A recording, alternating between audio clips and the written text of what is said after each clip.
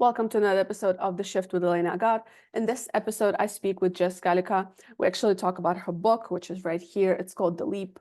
She focuses on really sharing stories of women in the workplace and how success means different things for different women, depending on your life circumstances, your family circumstances, your career, and so on.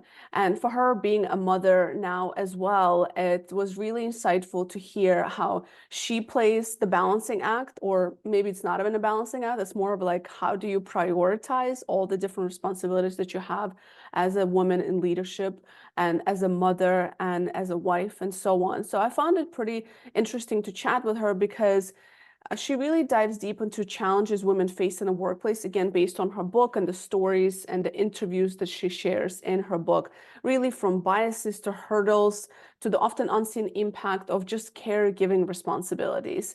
You'll hear how women of color and those with marginalized identities experience these obstacles even more acutely, and why it's critical to address systemic issues, not just individual efforts to foster true change in our organizations today. So if you're a woman in leadership or on your way up to a leadership ladder, or just a woman in the workplace, let's be real, one, definitely check out her book, and two, check out this episode. I really think she brings in some interesting and just thought-provoking insights and questions. And in my case, I used to have this idea that, like, oh, women, we can do everything and so on. And, as I get older and as I take on more responsibility in my life and work and my personal life, I start to see how it's so difficult. And I'm grateful to have people like Jess to talk to about these things, who have actually went out and interviewed a bunch of people, a bunch of women in the workplace, to share their stories and how they overcame some of those challenges. So check out the episode. As always, let me know what you think, and I look forward to your comments. Jess, welcome to the Shift podcast.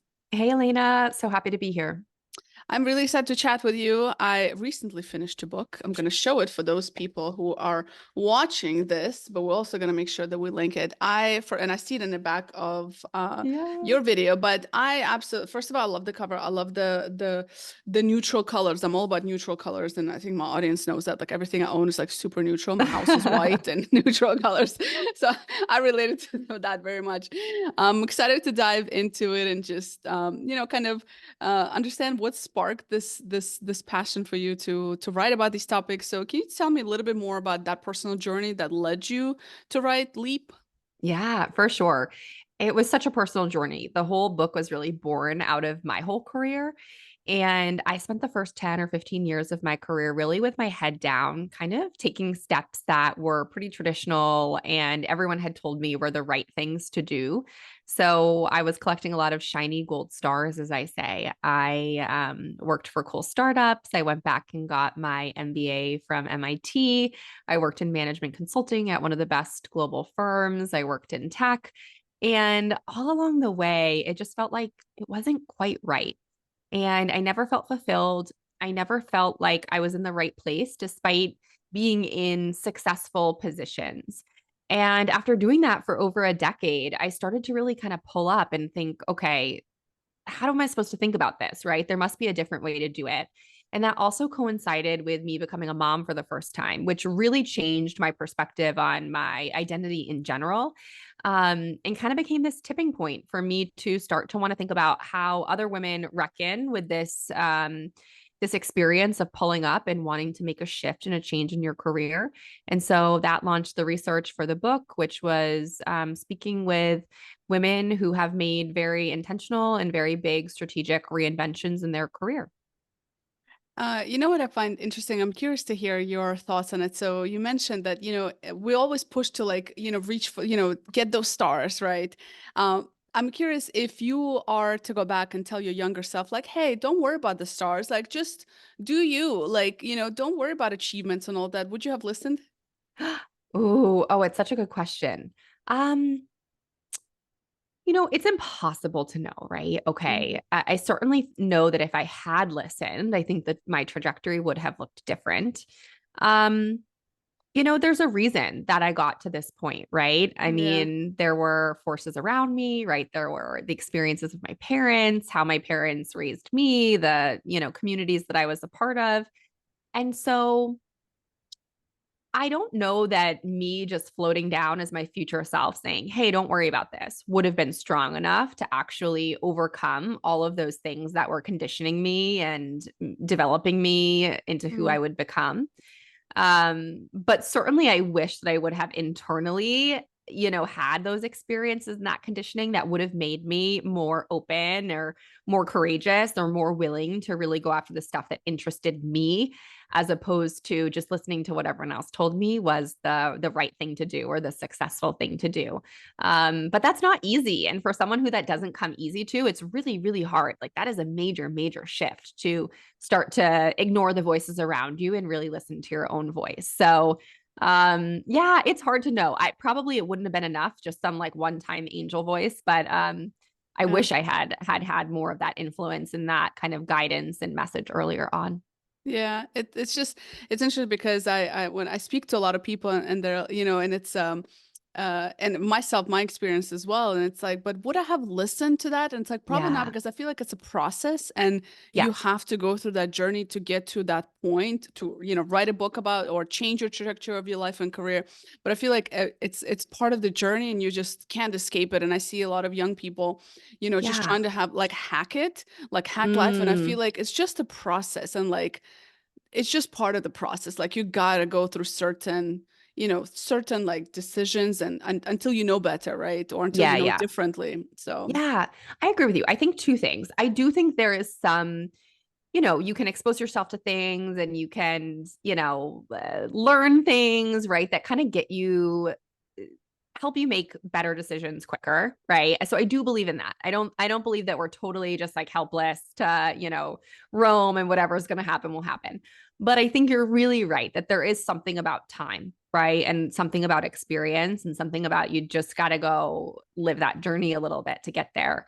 And I see that as a really optimistic thing or maybe reassuring thing, which is okay, if you are someone who's even 5 years into your career or 10 years into your career, 15, 20, and you feel like, oh, shoot, like I've made some mistakes or I would have done things differently, or I wish I could go back and make that decision take the other decision, right? Um, that is just like part of the ride, right? And it doesn't mhm. need to mean that it's 100% a mistake or, it's part of your learning, it's part of your journey. And everyone has those. There's not a single person who has played every decision and made every call, right? So I like to think of it as, it doesn't need to be this, oh, I screwed everything up. It is just a part of the ride. Yeah, no, absolutely. I tend to agree. All right, let's dive into your book a little bit more. So you have written this book really kind of, addressing the challenges of women in a workplace. How Yeah. have you seen this concept of success for women in corporate environments in particular, change over the years? Has it Mm, changed? Like what does that success look like these days? yeah. I think that so I interviewed primarily women who are kind of mid-career, so maybe 10, 15, 20 around years into their career. And so when you think about kind of that demographic, right? It's like pure millennial, maybe even a bit older or a bit younger, right? But kind of millennial and then up and down. I mean, we grew up with some really strong narratives about what success looks like. And I think the most common narrative is this idea of as a woman, you can have it all, right? Mhm. And this shows up in different little catchphrases, but whether it's the traditional you can have it all, right? That was a massive article that was published when we were, about a decade ago. Sheryl Sandberg's Lean In was sort of a different version of it. There's even more recently the kind of girl boss era. Yeah. And I think all along there's this theme of, you can have it all, you can have perfection if you just work hard enough. And what I'm seeing, of course, in my own life and also in all these interviews with women, is that now women have been in the workforce long enough. For many women, they've also layered on new caregiving roles, whether that's as a mother or thinking about caring for aging parents or family members. They have enough experience in the workforce and they've also taken on this burden, like put on another backpack of caregiving. They have enough experience to now be able to basically call bullshit, right? Mm. And be like, whoa, wait, wait, it is impossible to have it all. And I was sort of sold this bill of goods that is not the truth. And so now I think there's this reckoning with that and this redefinition of, okay, so if it's not that, then what is it? And so I think that we're really in that mode now where women are starting to redefine what success looks like. And it looks different for every woman, but there definitely are some common threads. Hmm. What does that look like for you? Ooh, for me, let's see. And I'm just pausing my notifications as I heard this blip come up. I think for me, redefining success looks like this. Historically, I think I fell into that traditional narrative of you can have it all, right? And push, push, push, and try to go after the shiny objects. And I think now I am redefining success to be more about living with intention and living with ease. And what those couple of things mean to me, the intention is I don't want to go after a goal that isn't really my goal, right? Go after something that other people are saying is the good thing to go after when it's not really what I want, right? I want to be Mm. intentional about the choices that I'm making, and I don't know, I'm an adult now, even though I still feel like I'm 16, like I have kids now, right? And so I'm an adult, right? Like this is my life. So what do I actually want to be doing with it, right? So really that intention piece. And then I think Mm. there's a level of ease. So how can I bring more joy into my life? How can I, do the things that I want to be doing? There's that sense too of, every day doesn't need to be a struggle. Let me craft a life that's going to create happiness and joy for myself. In your in your you have a platform, it's called Reclaim Your Career, right? So I'm curious, tell me first a little bit about that. And I'm curious to hear what kind of women come to the platform, and what are the biggest challenges they're experiencing in the corporate world with just the world of work and balance and career and personal life and all of that. So tell me a little bit more about that. Yeah. I think the women are diverse, right? But I think the common thread is that women are coming when they feel like they've kind of lost control over this vision or this reality of their career that they wanted, right? They've been maybe sold this bill of goods of you can have it all. And they're feeling like, okay, I need to reclaim control over what I actually want my career to be because this vision that I had isn't panning out. And that might be panning out for one of two reasons or both, right? They either are in the workforce and they are feeling like, well, I'm still facing bias. I'm still facing all of these hurdles and challenges. Like, I kind of thought we were in this post gender world, but it's still tough in these situations, right? And in particular for women who are maybe navigating not only being women in the workforce, but women of color or women with other marginalized identities. So there's that piece of, gosh, there's still so much that I have to kind of work through. And then the second piece, I think often is this caregiving piece where there's this continual unequal divide of the labor and very important labor that goes into sort of living life outside of paid work in corporations. And so often our women are coming at that kind of crossroads where they feel like, oh, please, like tell me there's a different way to be doing this and tell me there's a way that I can have success, but still have some of that joy and ease that I mentioned are kind of goals for myself too. Hmm. With that being said, and just for women, obviously there are certain biases, and there's a lot more competition in the workplace when it comes to women rising up to the ranks, right? For various reasons. Do you see, and my audience knows because I brought up this topic several times, but in my experience and those of women in workplace that I've talked to, it seems that because of that competitive nature of not only the workspace but us as women, we tend to be our worst enemies. And what I mean by that is that men tend to be more supportive. This is my theory. Men tend to be more supportive women than in the workplace than other women in the workplace. What are your thoughts on that? Yeah, it's interesting. I do hear this a lot. And in particular, I hear this most commonly from women of color who feel like they are not getting that allyship and that support from other women.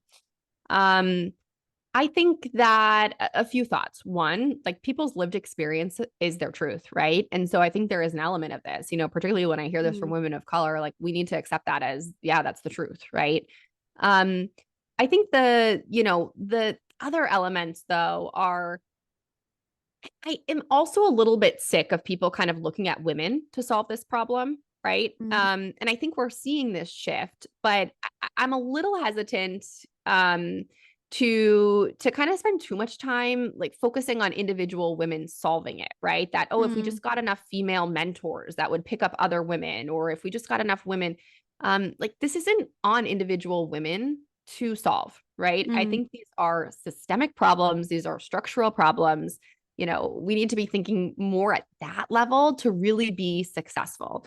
So while I mm, do think there is some probably, or I know there is some truth to that in people's lived experiences, um, I don't think it will ever be enough, right? Just having other women kind of lift people up and bring them, up, it's never going to be enough. And I'm always a little skeptical when someone's proposed solution is to kind of put more of the effort on individual women to solve these systemic problems. yeah, no, that's a good point. I agree. There's a lot of changes that needs to be done on organization leadership level and just the way that we work in general, to make, yeah, it's a valid point.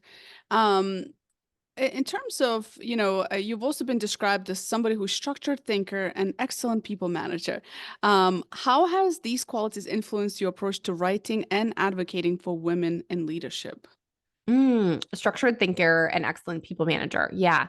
Um, I think, yeah, I think they've been important in the writing process. When I think about structured thinker, I mean, that is maybe a little bit more of a direct or obvious connection, right? I think the goal of writing is to kind of take insights, or at least the approach that I took, right, of having the research be interview based, is to take these insights and these narratives that you're seeing across dozens and dozens of women with different stories and different backgrounds, and how do you bring those together in a structured way that speaks to their truths and also is relatable and relevant for the person reading the book?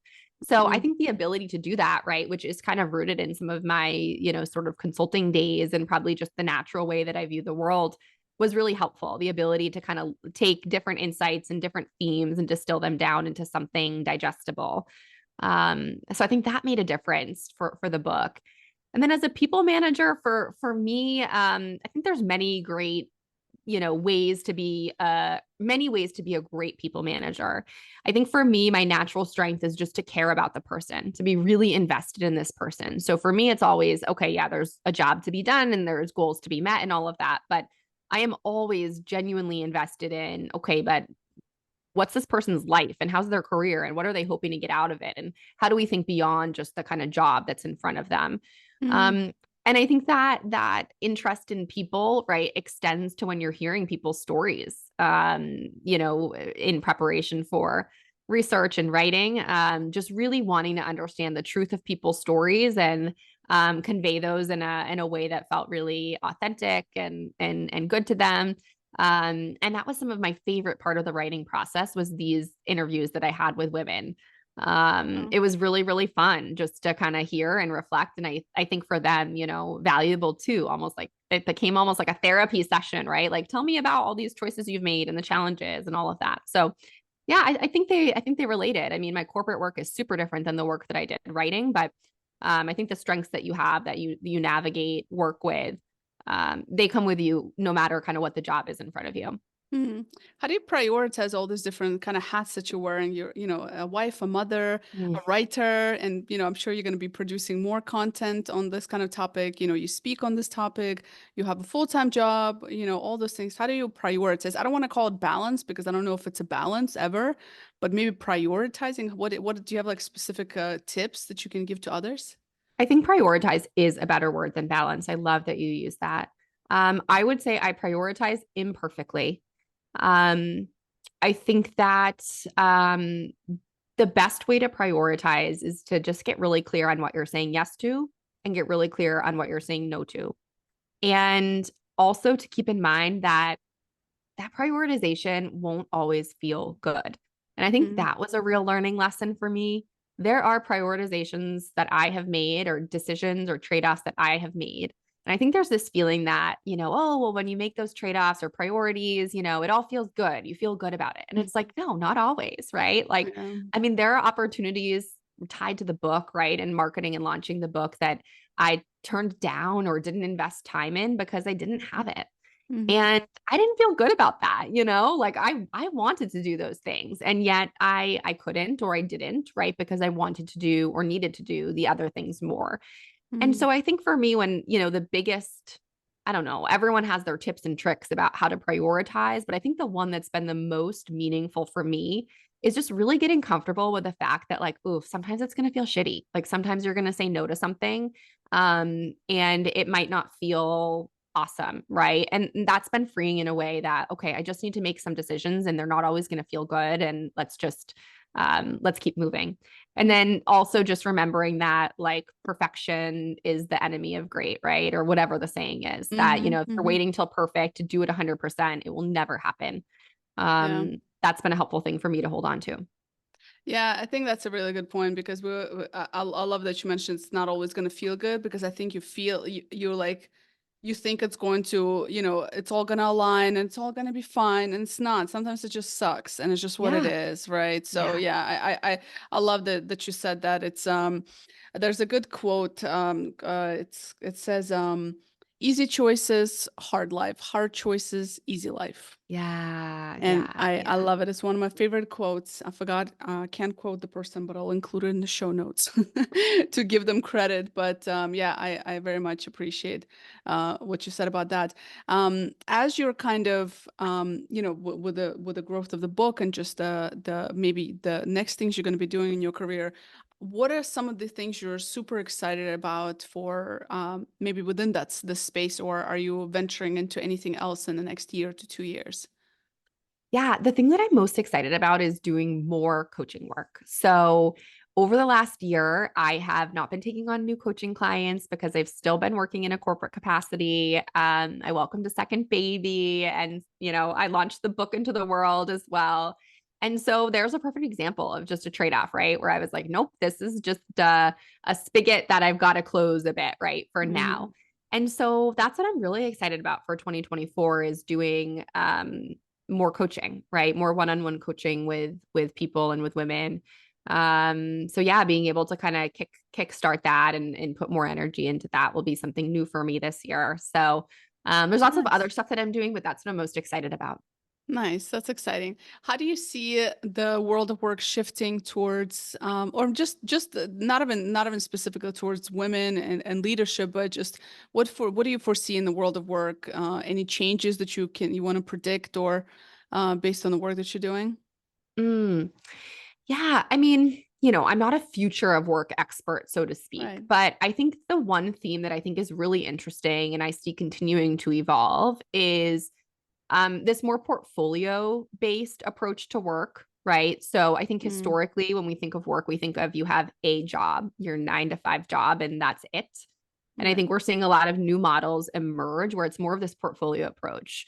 And that could be something like, hey, you have your 9 to 5, but you also have a podcast, right? Or it could be something even more portfolio driven, right? Which is that you have your own consulting firm and you do a couple of projects here and this other element here, right? I think it's going to be interesting just to see the breakdown of this very traditional, very structured, like big block of work. I think we'll continue to see that. We'll see shifts away from that where people are still putting effort into their work and it still matters. But instead of that one, monolithic block, we're seeing lots of different pieces that come together to build out that career. Hmm. Yeah, I definitely see that. Somebody, there was, one of those LinkedIn contributing posts, like where it Yeah. asks you, like, hey, like, and they ask you, like, yeah, you answer a question, forget what it's called, but and there was a question that said, how do you find a niche, like a niche that you can focus on, and I'm against, not against in my case, and I just because I always call myself like a pretty average person when it comes to my IQ level, so I don't think I have any type of niche. And what helped me in my career is that I was general, so I was very much a generalist, and so because I'm able to wear many different hats, I've been very successful in my career because I'm able to balance all those things. Instead of being really good at something, I'm pretty good at a lot of different things. Yeah. And so and goes back to that portfolio, is like just being able to kind of expand on that career experience beyond insurance. In some cases, niche is that kind of where it's at for people. But I see more and more people becoming kind of wearing different hats and under the same umbrella, so to say, of whatever area of work that they're in. Yep. But yeah, it's Yeah. interesting. Yeah. Yeah. And I think it makes me think too that what works for you is not necessarily going to work for the next person.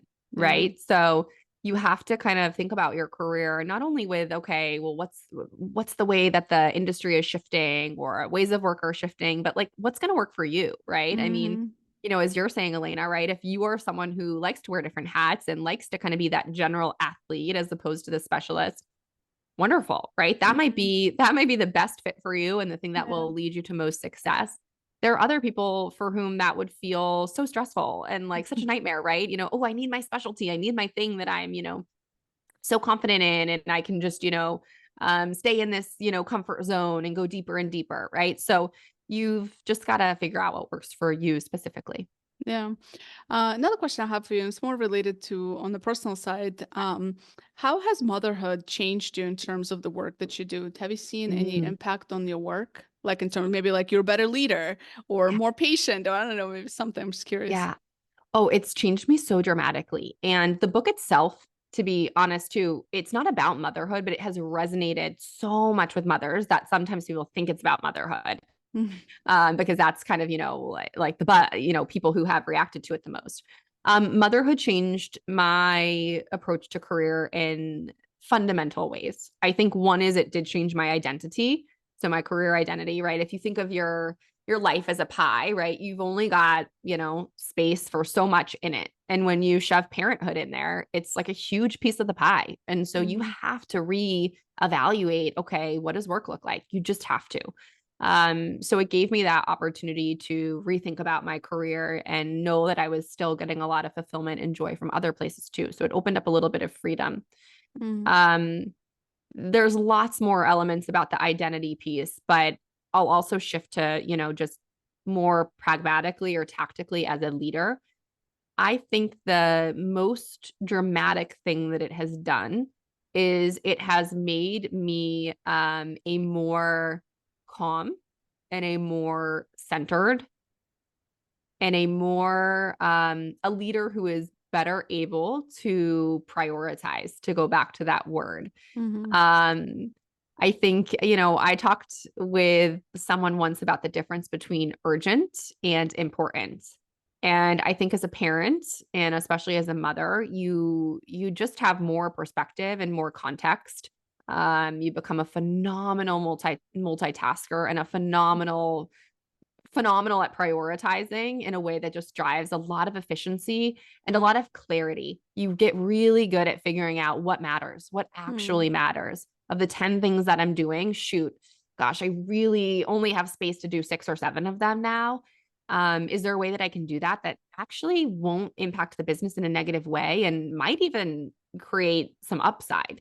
And I think all parents who are really, spending a lot of time with their kids have that same activity or that same opportunity in front of them. And so for me, that's been a huge change. Mhm. That's great. That's I've been started asking that question, and because I see that there's I'm not yet a mother myself, but I see how it can definitely transform in the way that we work, and I think that there's a Yeah. lot of and that was my kind of gut feelings, the prioritization, because then Yes. you were like, well, I have another priority now that's maybe a little bit more important than my job, right? So it's like Yeah. I need to, that comes second. And so Yeah. how do you focus on the important things of your job, because it's just not, it's realistic, it's just not a priority at that stage and at that Yeah. And I, level maybe. I think another word that just came to me that's even better for it is boundaries. Mm, And I think getting good at setting boundaries, you have to get better at it once you become a parent, but that can come from anything, right? I, yeah. I think it has made me better at setting boundaries. And what's been really cool to see is I think sometimes people think, well, oh gosh, you became a parent. Does that mean you're going to work less and your team's not going to be as productive or the business won't do as well? And I think, but what has been really cool to see is the power of boundary setting. And Mm, it doesn't mean you're doing less and it's all negative. It actually means that you have to be more disciplined. You have to have more clarity. You have to go in like a surgeon with the stuff that you're doing. And those things make a business run better and make a Mm, team run more smoothly. So I see, we hear a lot about, the narratives, oh, like parents, then they can't, deliver as much as at work. The undertold narrative, which I hear a lot though, is how it becomes this superpower to kind of supercharge you and make you incredibly effective at your job. yeah, I mean, I can see how that makes sense. Absolutely. Before I ask you my last question, where can people get in touch with you? Are you running any coaching programs that people need to be aware of? What's the best way to find out more about you? Yeah, the website is the best spot. So you can head to www.reclaimyourcareer.co. So that's reclaimyourcareer.co. You can also follow me on LinkedIn just by finding my name. And yeah, I am taking on new coaching clients, like I said, for the first time in the last year or two. So really excited about that. And you can find more info on the website or reach out to the contact and my email that's on the site there. And I'll make sure to put all that in the show notes as well Great. as the book. So highly recommend to check it out. I found it very relative. It's a nice, easy read where you're like, yeah, that makes sense. And you're like, yeah, okay, I'm not crazy and I'm not alone in some of this Yeah. thinking. So it's good. So I definitely include the link to the book as well. The last question I ask all of my guests is, what is Mm. one question you wish people would ask themselves more often? Mm. Oh, I love that question. Um, oh, I'm stuck Take your between time. two. Yeah, two popped into my head. So I'll share them both and you can pick a favorite maybe. Um, what question do I wish people asked more often? Okay. Um, the first question I wish people asked more often is, what am I doing this for? Mhm. And the second question that I wish people asked more often is what's a truth that I'm not telling myself? Mm, So that's a those good are the one. those are the two. I'm happy to elaborate, but I'm Can I'm you also elaborate on the second one? yeah. What's the truth Yeah. I'm not telling myself? And it kind of ties into the first one, which is like, what is this for? What am I doing this for? I think sometimes, you know, there are so many narratives that we get and stories that we get told from society, right? We talked about these girl boss, lean in, etc. But there's also stories that we tell ourselves. And no one is better, I think, at telling you a story than yourself, right? Of kind of creating these stories about why you're doing things. And I think they're not always true. We're not always honest with ourselves. And so I think where you start to unlock a lot of magic is when you start to realize, okay, what are the stories that I'm telling myself that aren't true? And that I think the question that I shared is the first step to kind of facilitate that. I love that. I totally agree. I've gone through my own story. So one time I was I don't know if I was speaking with her, but I think she was on my podcast. It was a therapist, and she said that there is a good exercise to do for that. So what are the stories? That's the first step. And the Mhm. second step is what makes them true? Mm, And like, if you are telling yourself a story, what are the facts? Like, tell me the yes. facts. Because, and a lot of times it's just really like one time something happened, or it's actually not that's really just a made up story in our mind. So Yeah. it's like, what is it that makes it true? And a lot Yep. of times it's not like there's no facts to back it up. You just made it up Yep. based on Yep. one experience or something. Yep. You realize Yeah. it's untrue. Yeah, yeah, yeah. I love that. I love that. Excellent. Well, thank you so much, Jess, for taking the time and prioritizing this podcast today to make time for it. I appreciate you and taking the time. Really, thank you so much. Yeah, absolutely. It was great to be here. Thanks, Elena.